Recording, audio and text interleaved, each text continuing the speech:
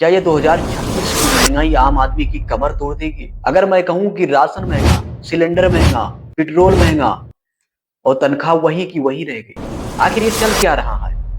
2026 हमें जीने नहीं देगी, महंगाई आसमान छू रही है।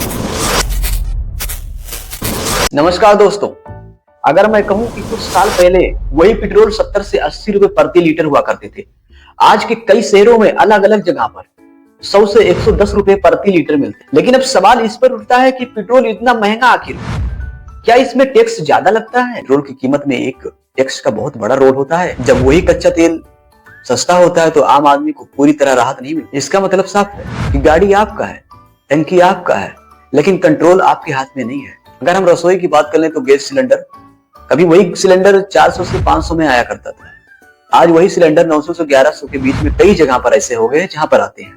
एक सवाल मैं आपसे पूछता हूं कि एक आम आदमी घर की इतना सारी समस्या कैसे, बच्चों की फीस देनी है, घर की किराया भरनी है, मम्मी का दवा लाना है, घर में राशन लाना है और ऊपर से गैस सिलेंडर का महामारी। इस पर मुझे एक टिप्पणी याद आ गई कि जब तक है आपके जेब में राशि तब तक आपके घर की है रसोई।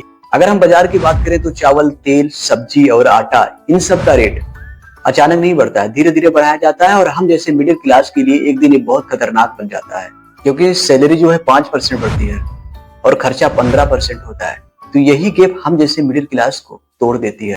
एक सवाल मैं आपसे पूछता हूँ, आखिर महंगाई क्यों बढ़ रही है? अंतरराष्ट्रीय बाजार में कच्चे तेल के दाम में डॉलर का मुकाबले रुपए की स्थिति पर टैक्स का कोई चक्कर या सप्लाई चेन की दिक्कत? लेकिन एक आम आदमी कंट्रोल नहीं कर सकता, क्योंकि उसे सिर्फ बिल दिखते हैं और जेब खाली दिखते हैं। और यही रफ्तार रही तो 2026 आसान नहीं होगा, क्योंकि जब पेट्रोल आसमान छुएगा तो सिलेंडर पर भी बोझ आएगा और हम जैसे गरीब के लिए भी खर्चे और बढ़ जाएंगे।